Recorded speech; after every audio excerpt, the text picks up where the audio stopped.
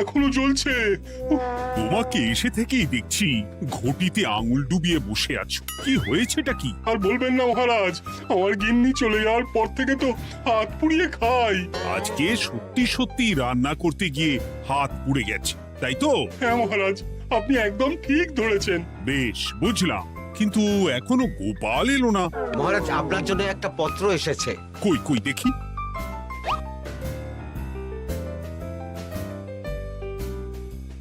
ঠিক আছে, তুমি এখন এসো। কিসের পত্র মহারাজ? দাঁড়াও, আগে গোপাল আসুক, তারপর বলছি। এই তো চলে এসেছি মহারাজ। দেখুন, আজকেও দেরি। আপনি কিছু গোপালকে বলেন না বলে লাই পেয়ে পেয়ে গোপাল আপনার মাথার উপরে উঠে গেছে। আমার নাম কি চুল নাকি যে মাথার উপরে উঠবো? আপনিও পারেন বটে। আমার নিজেরটাকেই চুল নেই। বাদ দাও, শোনো, আমি একটা নিমন্ত্রণ পত্র পেয়েছি। পাহাড়পুর রাজ্যের জমিদার বল্লভ নারায়ণ আমাকে নিমন্ত্রণ করেছেন। এ তো বেশ সুসংবাদ মহারাজ। পাহাড়পুর অপূর্ব সুন্দর রাজ্য, আপনি ঘুরে আসুন মহারাজ। না না না না না, আমি একা যাব না, তোমাকেও যে যেতে হবে। আজ বিকেলেই বেরোবো, তুমি জামা কাপড় গুছিয়ে রেখো। এ আমার পরম সৌভাগ্য মহারাজ। এ কি মহারাজ, গোপাল কেন যাবে? আমি কি দোষ করেছি? আমাকেও নিয়ে চলুন। না না না, তুমি রাজ্যের মন্ত্রী, আমি বেশ কিছুদিন থাকবো না, তাই রাজ্যটা তোমাকেই সামলাতে হবে। আচ্ছা আচ্ছা, আপনি তো রানীমাকেও নিয়ে যেতে পারতেন। আমি কোথায় কাকে নিয়ে যাব সেটা আমার একান্তই ব্যক্তিগত ব্যাপার। তুমি বেশি বোঝাতে এসো না মন্ত্রী। বেশ।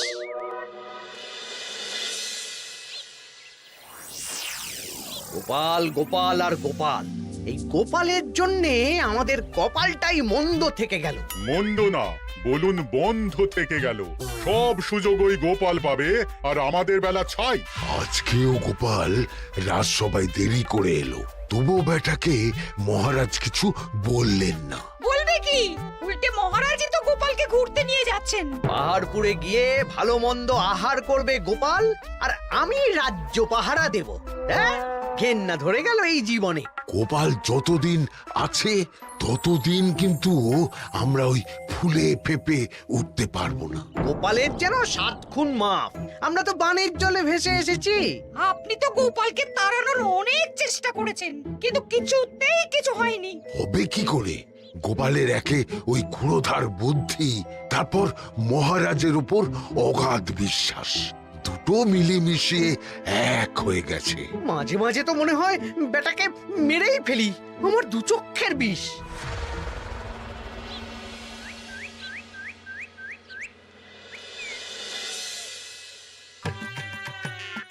বলছি গিন্নি, কি এত তুমি পোটলায় বাঁধছো বলো তো? এত দূরের রাস্তা, তাই শুকনো খাবার ভালো করে বেঁধে দিচ্ছি। হ্যাঁ, তা কি কি দিয়েছো শুনি? ভিজে চিড়ে দিয়েছি, মুড়ি, নারকোল কুচো, চিনি দিয়েছি। হ্যাঁ, ব্যাস, আর কিচ্ছু দিতে হবে না। আমার সাথে তো মহারাজও যাচ্ছেন। আমি একটু বেশি করে দিয়েছি গো। দূর, সে কথা বলিনি। মহারাজ যাচ্ছেন তো, তাই মহারাজও নিশ্চয়ই রাজবাড়ি থেকে ভালো মন্দ খাবার নিয়ে আসবেন। যে যার নিজের তালে থাকে। কি আর করবো গিন্নি, উদরকে আদর করে যা সুখ, তার অন্য কিছুতে নেই। বেশ বেশ, সাবধানে যেও। হ্যাঁ, তুমিও সাবধানে থেকো কিন্তু। আর নাতনি নাতনিগুলো এলে তাদের জানিয়ে দিও যে দাদু বেশ কিছুদিন থাকবে না। ঠিক আছে গো, ঠিক আছে। সাবধানে যাবেন মহারাজ।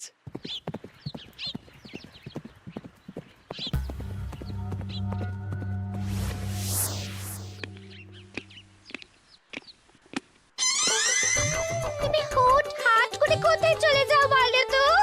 আমি বিকেলে তোমার জন্য মুচমুচে বেগুনি ভেজেছি। সে ঠিক আছে, কিন্তু তোমাকে এখন রান্নাঘরে থাকলে হবে না গিন্নি। ও মা, রাতের খাবার কে করবে শুনি?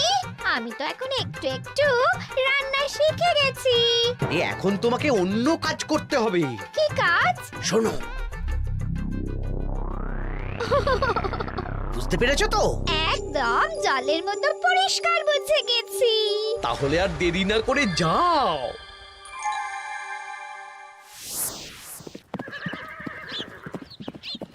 মহারাজ একটা কথা বলতে পারি? বলো গোপাল। আমরা পাহাড়পুর জমিদার বাড়িতে যাচ্ছি কেন? তুমি তো জানো আমাদের সেনাপতি এখন একা একাই নিজের সংসার সামলায়। হ্যাঁ, ওই ঘটনার পর থেকে তো সেনাপতির জন্য ভালো পাত্রীও পাওয়া যায়নি। পাহাড়পুরের জমিদার বল্লভ নারায়ণের একমাত্র কন্যা এখন বিবাহযোগ্যা, তাই আমি আর তুমি দেখতে যাচ্ছি। সেনাপতিকেও সাথে নিয়ে গেলে হতো। না, আগে আমরা যাব, মেয়েটা কেমন সেটা বিচার বিবেচনা করে ফিরে আসবো। তারপর যদি সেনাপতি রাজি হয় তখন আমরা বাকি ব্যবস্থার দিকে এগোবো, তাই তো? একদম তাই।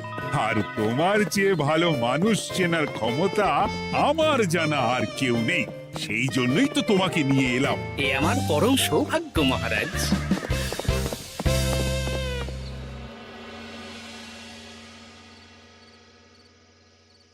প্রণাম রানীমা। আরে মন্ত্রী গিন্নি যে, বলো বলো। এই কিছু বেগুনি ভেজেছি, তাই আপনার জন্য নিয়ে এলাম রানীমা। সরলা, তুমি ওটা রান্নাঘরে নিয়ে যাও। আচ্ছা রানীমা। মা, এই গয়নাটা পরে কি সুন্দর লাগছে আপনাকে। নতুন নিলেন? না না, বছরখানেক আগে বিবাহ বার্ষিকীতে মহারাজ গড়িয়ে দিয়েছিলেন। একটা কথা বলবো রানীমা? বলো না, কি বলবে? আমার মনে হয় আপনাকে আমাদের মহারাজ না আর আগের মতন ভালোবাসেন না। এ কি কথা বলছো তুমি? খোলা চোখে যা মনে হয় তাই বলেছে রানীমা। এই দেখুন না, মহারাজ হঠাৎ পাহাড়পুরে ঘুরতে চলে গেলেন আর আপনাকে নিয়ে গেলেন না।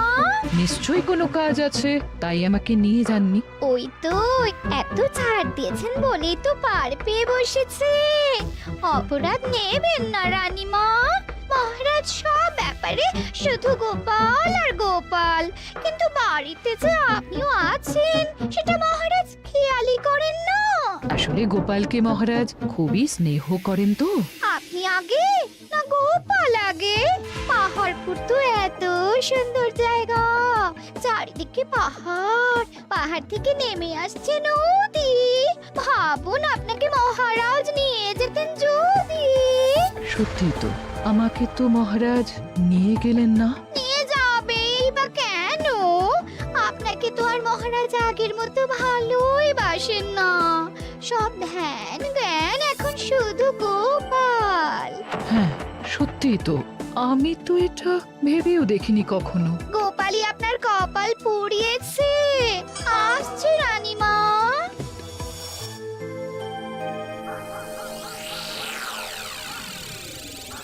কি গো গিন্নি, আমি যেমন যেমন বলেছি তুমি তেমন তেমন রানীমাকে বুঝিয়েছো তো?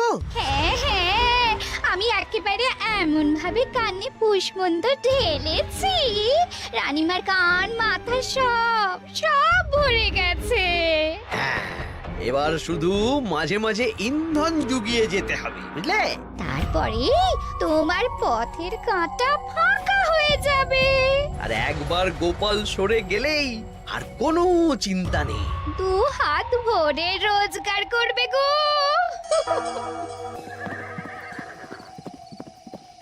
কি কেমন লাগছে যাত্রা? বেশ ভালোই মহারাজ।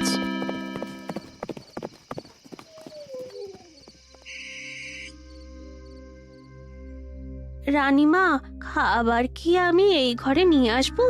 না, আজ আমি কিচ্ছু খাবো না, কিচ্ছু না, খিদে নেই, যাও। এ কি রানীমা, আপনি তো সেই দুপুরের পর কিছুই খাননি। তোমাকে একবার কিছু বললে তুমি বুঝতে পারো না? বলেছি তো আমার খিদে নেই, আমাকে বিরক্ত করো না, যাও।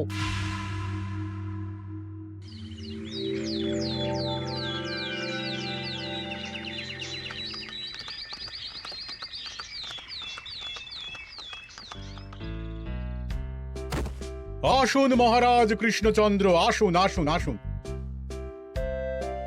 কি সুন্দর জায়গায় পাহাড়পুর, মনে হচ্ছে বেশ কিছুদিন থেকে যাই। তা থেকে যান না।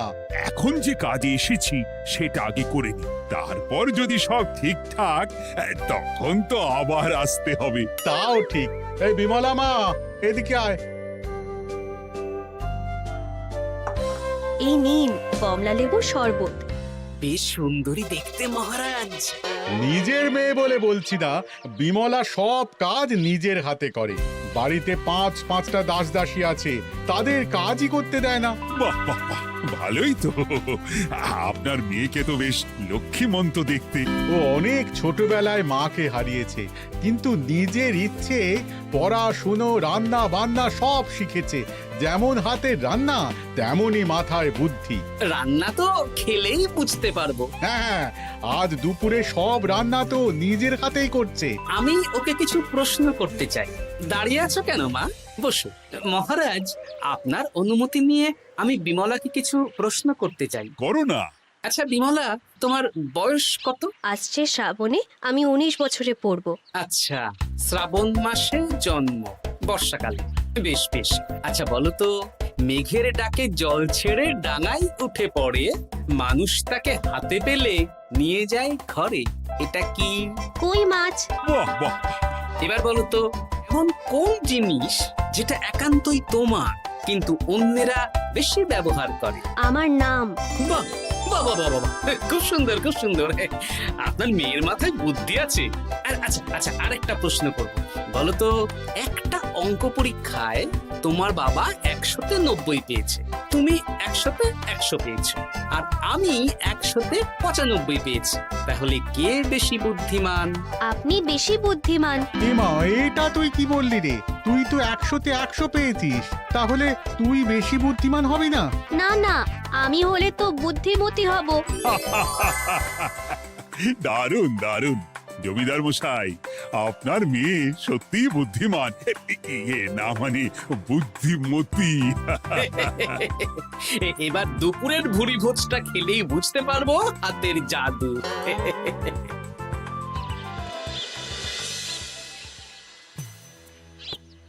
রানীমা, বেলা হয়ে গেছে, এভাবে না খেয়ে থাকবেন না, আপনার শরীর খারাপ করবে। তোমাদের মহারাজ আসুক, তারপরে খাবো। যতদূর জানি মহারাজ আগামীকাল সকালে ফিরবেন। বেশ, আমাকে একটু শরবত করে এনে দাও, আর কিছু খাবো না। আচ্ছা রানীমা। বুঝলি, আজ পুকুর ঘাটে গিয়ে যা শুনলাম না। কি শুনলে? রানীমা গতকাল বিকেল থেকে কিচ্ছু খাচ্ছেন না, মহারাজের ওপর রাগ করে। এখন রানীমার রাগ, এরপর ভাগ গোপাল ভাগ।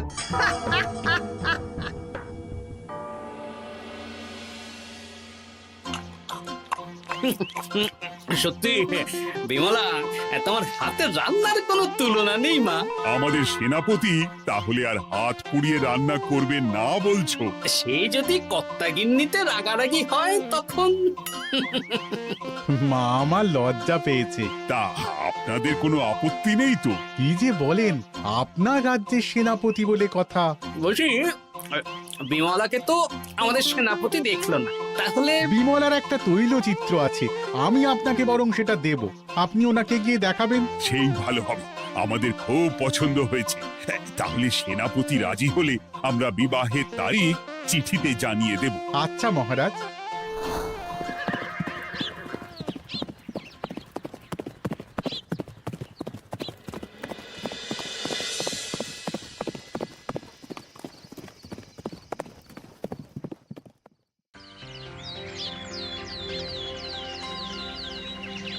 মহারাজ, আমি তাহলে আসি।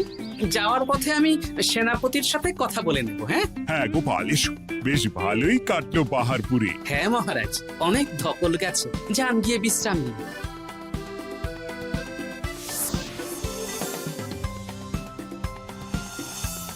কি সেনাপতি, পছন্দ তো? হ্যাঁ, খুব পছন্দ হয়েছে গোপাল। তোমার চোখ তো দেখছি একেবারে জহুরের চোখ।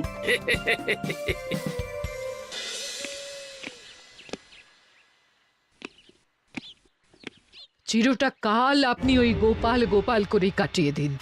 কি হলো? রানীমা গত পরশু থেকে কিচ্ছু খাননি, গতকাল একটু শরবত খেয়েছেন শুধু। কেন, কি হয়েছে? দেখুন মহারাজ, সহ্যের একটা সীমা আছে। আরে, আমার তো কিছুই মাথায় ঢুকছে না। মাথায় শুধু গোপাল থাকলে আমার কথা ঢুকবে কি করে মহারাজ? আপনি আমাকে আর আগের মতো ভালোবাসেন না মহারাজ। এসব কি বলছো রানী? ঠিকই বলছি। আপনি খেয়ালই করেননি যে আমি গলায় আপনার পছন্দের পান্নার হার পরেছি মহারাজ। আরে আমাকে বলার সুযোগ দেবে তো। দেখুন, আপনি পাহাড়পুরে ঘুরতে গেলেন, গোপালকে নিয়ে গেলেন। আমারও মনে হয় কোথাও ঘুরতে যাই মহারাজ। আরে গোপালকে নিয়ে যাওয়ার প্রয়োজন ছিল, তাই নিয়ে গেছি। গোপাল তো আপনার প্রিয়জন, তাই ওকেই আপনার প্রয়োজন। আমি তো কেউ না। দেখো, গোপাল আমার সব বিপদে আপদে পাশে থাকে, তাই ওকে ভরসা করি। সেটা তো তুমি খুব ভালো করে জানো। আজকের পরে হয় গোপাল থাকবে, না হলে আমি থাকবো। না না না, এ হতে পারে না। গোপালকে আমি সরাতে পারবো না, আর কাউকে সরানোর জন্য কোনো কারণ তো চাই। আর কারণ যদি আমি দিয়ে দিই? কি কারণ? আপনি গোপালকে বলবেন আমার সাথে আপনার ঝগড়া হয়েছে। বেশ, তাতে কি?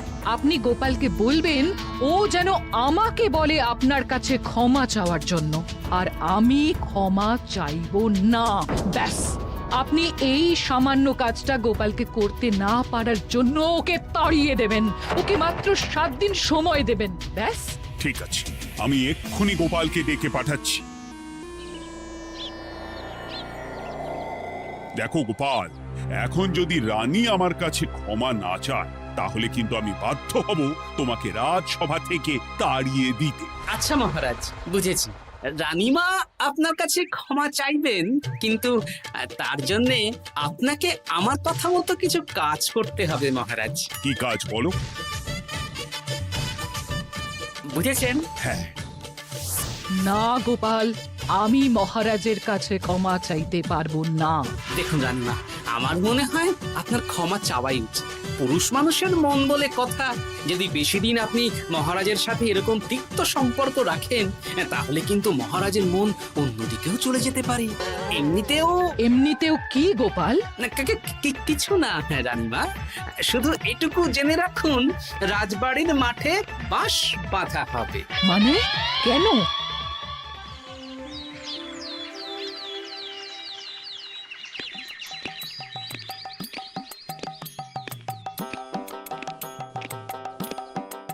আসতে পারি মহারাজ?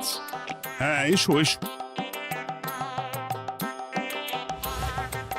বলছি, আমি তাহলে জমিদার বাড়িতে বিবাহের দিনক্ষণ ওই চিঠি লিখে জানিয়ে দিচ্ছি। হ্যাঁ, জানিয়ে দাও গোপাল। আর কি কি কেনাকাটা করতে হবে সেটার একটা তালিকা বানিয়ে ফেলো। আচ্ছা মহারাজ, মেয়ের শাড়ি আপনি নিজে পছন্দ করে কিনবেন তো? হ্যাঁ, ওই শাড়িওয়ালাকে আজকে দুপুরেই আসতে বলো। আচ্ছা মহারাজ। বিয়ের শাড়ি, কেনাকাটা, এসব কি মহারাজ? সেসব বলা যাবে না রানী, সময় হলে জানতেই পারবে। তবে বিমলাকে অপরূপ সুন্দরী দেখতে, এটুকু বলতে পারি।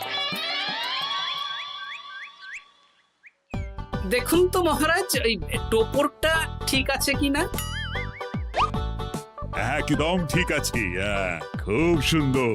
শাড়িওয়ালা এক্ষুনি আসছে। আসছি মহারাজ। এসো এসো। তার জন্য শাড়ি লাগবে মহারাজ? রানীমার জন্য? না না, বিমলার জন্যে। বিমলাকে? এক অপরূপা তরুণী, বুদ্ধিমতীও আছে, ধীর স্থির, ঝগড়া করে না। বেশ, অনেক হয়েছে মহারাজ। দোহাই আপনার, আপনি দ্বিতীয় বিয়ে করবেন না। আমি ক্ষমা চাইছি। কি বলছো রানী? আমি বুঝতে পেরেছি, আমি আপনাকে গোপালের নামে 2-4 কথা শুনিয়েছি বলে আপনি বিয়ে করতে চলেছেন। আমি আর রাগারাগি করব না, আমাকে ক্ষমা করুন। ব্যাস, রানীমা ক্ষমা চেয়ে নিয়েছেন, মানে আমার চাকরিটা থাকছে। হ্যাঁ গোপাল, হ্যাঁ, দোহাই তোমার, মহারাজকে বিপথে চালিত করো না। আরে ধুর, আমি বিয়ে করছি নাকি? বিয়ে তো হবে সেনাপতির। ওর জন্যই তো পাত্রী দেখতে পাহাড়পুরে গেছিলাম, গোপাল আর আমি। তার মানে মন্ত্রীর বউ আমাকে ভুল বোঝালো? আবার মন্ত্রীর কোনো ষড়যন্ত্র হবে, ওকে না নিয়ে গিয়ে গোপালকে নিয়ে গেলাম বলে। সেনাপতির বিয়ের আগেই আপনি মন্ত্রী মশাইকে ধোলাইটা দিয়ে দিন। ঠিক বলেছ রানী, তুমি বরং শাড়ি পছন্দ করো, আর আমি চললাম মন্ত্রীকে ধোলাই দিতে।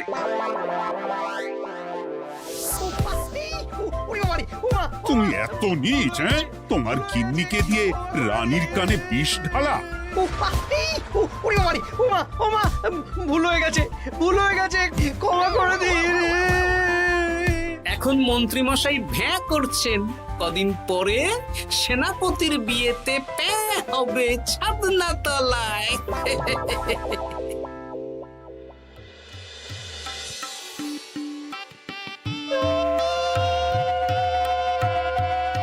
এবার মালা বদল হবে। এবার বুঝবে মালার কি জ্বালা। কি বললে? হ্যাঁ?